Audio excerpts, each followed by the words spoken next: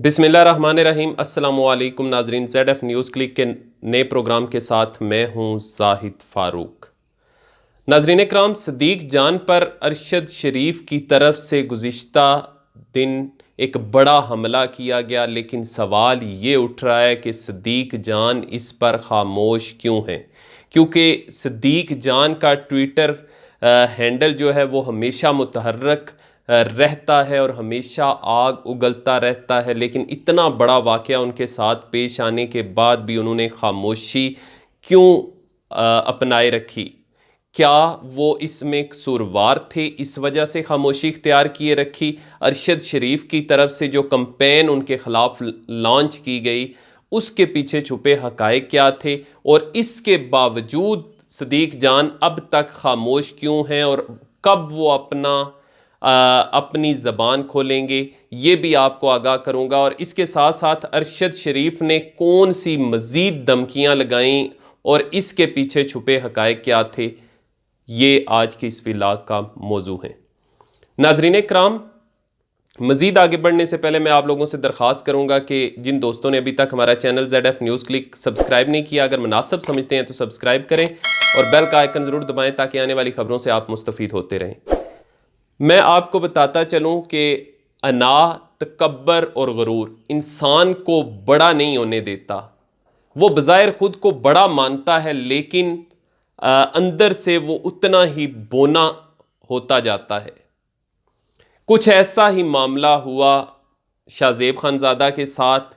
जब वो तेज़ी से तरक्की की मनाज़िल तय करते जा रहे थे तो उनका वास्ता पड़ा एक ऐसे शख्स से जिसको ना सिर्फ वो गरूर तकब्बर में मुब्तला था, बल्कि उसको बुग़्ज़ और हसद भी थी, जिसकी वजह से उसने उनका रास्ता रोकने की कोशिश की। वो थे जावेद चौधरी की तरफ से किस तरीके से उनको मारा पीटा गया, वो सारी ख़बरें सामने आईं। लेकिन शाहज़ेब खानज़ादा ने अपना रास्ता अलग कर लिया और वो जियो के प्रोग्राम के में यानी जियो के साथ मुंसलिक हो गए और अल्लाह ताला ने उनको मज़ीद तरक्कियों से नवाज दिया।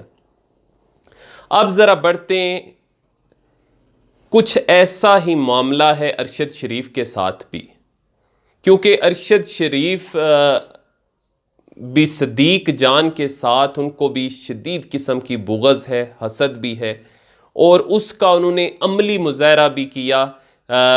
जब वो वहाँ पे पहुँचे तो उनका इरादा ये था कि वो वहाँ पे प्रोग्राम करेंगे, बाकायदा उनकी पूरी टीम लेकर गए।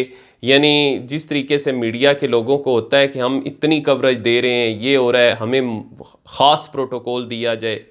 तो जब वहाँ पे पहुँचे तो उन्होंने देखा कि बहुत से नौजवान यूट्यूबर्स जो कि मुख्तलिफ़ चैनलों से भी वाबस्ता हैं, वो पहले से मौजूद हैं, जिनमें अदील वड़ाइच मौजूद थे, जिसमें सदीक जान मौजूद थे, कुछ दीगर नाम भी आते हैं, जिन्होंने अपना नाम बनाया है अपने बलबूते पे।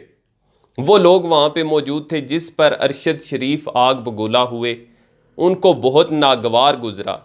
और फिर जब खाने का वक्त आया तो जो चाइनीज़ उनके मेज़बान थे, उनकी तरफ से एक हाल मुख्तस किया गया कि तमाम मेहमानाने ग्रामी जो हैं, मीडिया के जो लोग हैं, वहाँ पे जाके वहीं पे खाना सर्व होगा और वहाँ पे जाके खाएंगे।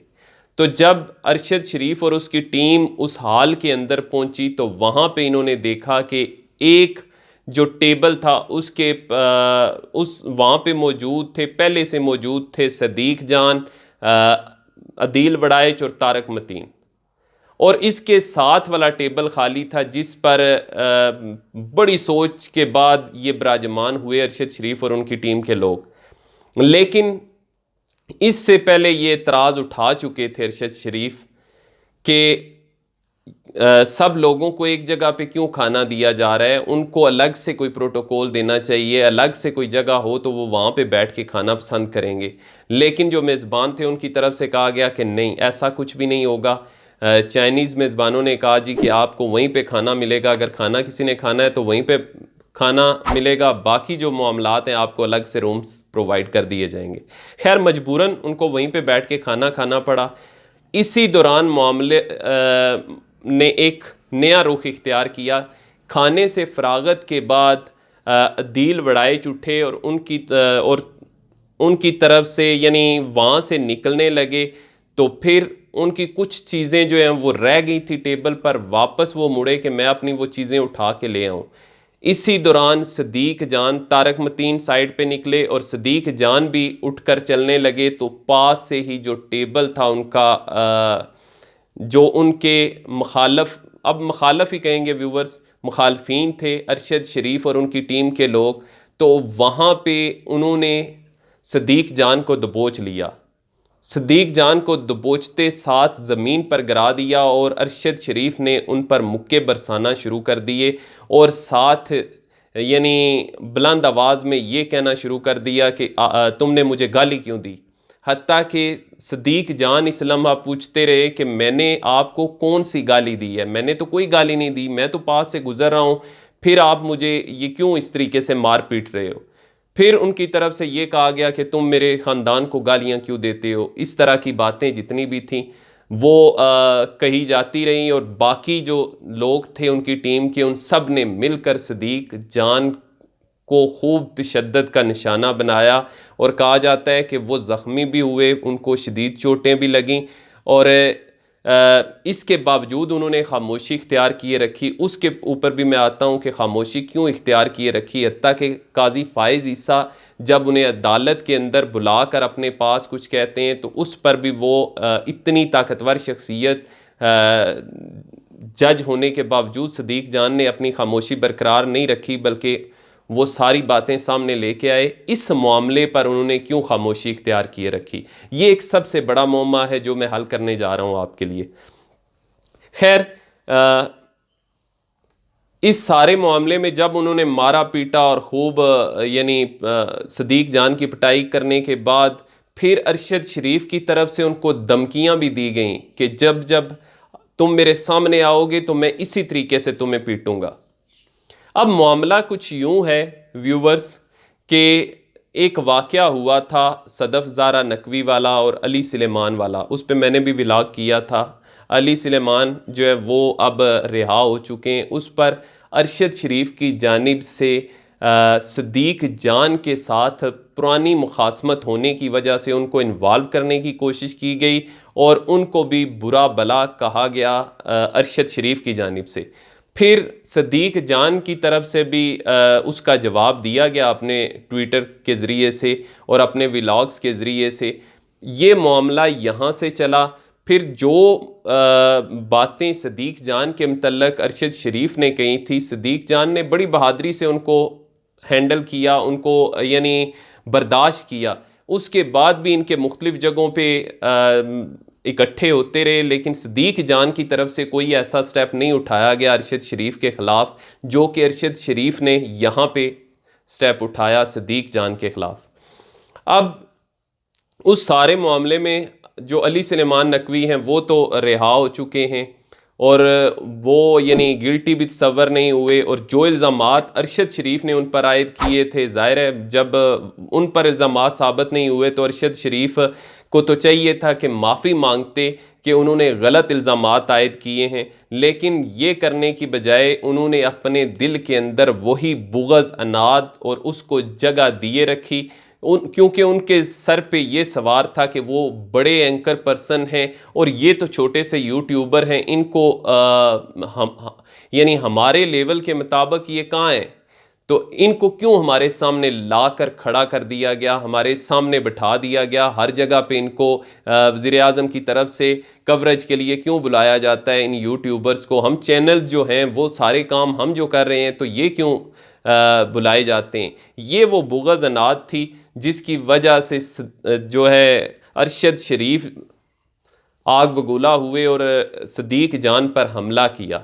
अब सदीक जान का बड़ापन देखिए व्यूवर्स, सदीक जान चाहते तो इसको बहुत बड़ी न्यूज़ बना सकते थे। अगर वो ट्विटर के ऊपर कोई भी अपना बयान जारी करते और उन ज़ख्मों के साथ जो उनकी हालत ज़ार थी वहाँ पे, उसके साथ अगर वो सब के साथ अपने फॉलोअर्स के साथ रजू करते, उनसे बात करते, तो ये बहुत बड़ा इशू बन सकता था, हाईलाइट होता, लेकिन सदीक जान की तरफ से ये कहा गया कि मैं इसको इस वक्त हाईलाइट नहीं करूँगा। उसकी वजह क्या थी? सदीक जान ने वहाँ की जो इंतज़ामिया थी ग्वादर की, जहाँ पे वज़ीर आज़म जाने वाले थे उससे अगले दिन, और बड़े बड़े जो मंसूबे थे उनका इफ्तिताह होने वाला था, जो अभी भी तकरीब जारी है जिस वक्त मैं आपके साथ विलाग कर रहा हूँ। तो अगर सदीक जान की तरफ से ज़बान खोली जाती तो सारी तवज्जो जो है उस तरफ मबजूल हो जाती, और जो बड़ा इवेंट था उसके नाकाम होने का अंदेशा था। तो इस वजह से सदीक जान और उसके साथियों ने आपस में मशावरत की कि हम कोई ऐसा कदम नहीं उठाएंगे जिसकी वजह से ये इवेंट नाकाम हो, और उन्होंने अपने मेज़बानों को इससे आगाह किया कि हमारी तरफ से कोई ऐसा रद्द अमल नहीं दिया जाएगा। और यही वजह है कि सदीक जान अभी तक खामोश हैं, और कहा जा रहा है कि जो ही ये इवेंट ख़त्म होगा वापस लौटेंगे, उसके बाद वो इसका बाकायदा जवाब देंगे अपने व्लॉग के ज़रिए से, अपने ट्विटर के ज़रिए से। अरशद शरीफ अगर ये समझते हैं कि उनको मरगूब कर लिया है धमकियों के ज़रिए से, तो वो इससे मरगूब होने वाले नहीं हैं। ये उनके करीबी जो दोस्त हैं उनका ये मानना है कि वो किसी सूरत भी उनके इस प्रेशर में, उनके जो गुरूर और तकब्बर का जो उनके अंदर आग लगी हुई है उसके ज़ेरे असर नहीं आएंगे। वो किसी सूरत भी झुकेंगे नहीं अरशद शरीफ के सामने। वो अरशद शरीफ को बाकायदा जवाब देंगे अपने विलाग के। लेकिन फ़िलहाल ये उनकी तरफ से बहुत बड़ा स्टेप उठाया गया। होना तो ये चाहिए था कि अरशद शरीफ खुद जाकर, चलें गुस्से में हो जाता है, बड़ेपन का मुजाहरा करते, उनसे माफ़ी मांगते, कहते कि मुझे गुस्सा आया, मुझे पुरानी बातें याद आई सारी, तो मैंने इस वजह से आप पे हाथ उठाया, जो कि बनता नहीं है। क्योंकि ये दर्स दे रहे होते हैं जब मीडिया पे बैठे होते हैं दूसरों को कि अदम बर्दाश्त जो है वो पाकिस्तान में रवाज पा चुका है। ये सियासतदानों को दर्स देते हैं, ये पूरी कौम को दर्स देते हैं, लेकिन इनका अपना जो अमल है व्यूवर्स, वो आपके सामने आप खुद देखें कि इनके अमल में और इनके अल्फाज में, यानी इन दोनों में कितना फ़र्क है, कितना तजाद पाया जाता है। तो ये सारी बातें थीं जो मैंने सोचा अपने व्यूवर्स के सामने रखूं। सदीक जान जब ये इवेंट ख़त्म होता है वापस लौटेंगे तो वो ज़रूर अपनी ज़बान खोलेंगे और तमाम हक़ाइक़ से अपने व्यूवर्स को आगाह करेंगे। फिर इसके साथ साथ अरशद शरीफ ने माफ़ी मांगने की बजाय उनको ये मज़ीद धमकियाँ देना शुरू कर दी कि आप जब भी मेरे सामने आओगे तो मैं आपके साथ यही अशर करूँगा। तो ये देख लें इनकी बदमाशी। हम तो यही कहेंगे कि आम ज़बान में इसको बदमाशी कहते हैं, क्योंकि जो पढ़े लिखे लोग होते हैं, जो कलम से वाबस्ता लोग होते हैं, वो बात दलील से करते हैं, गुफ्तगू के ज़रिए जवाब देते हैं। ये इस तरीके से लातों गूंसों मुक्कों की बरसात नहीं करते। व्यूवर्स अब तक के लिए इतना ही। मुझे इजाज़त दीजिए। अल्लाह हाफिज़।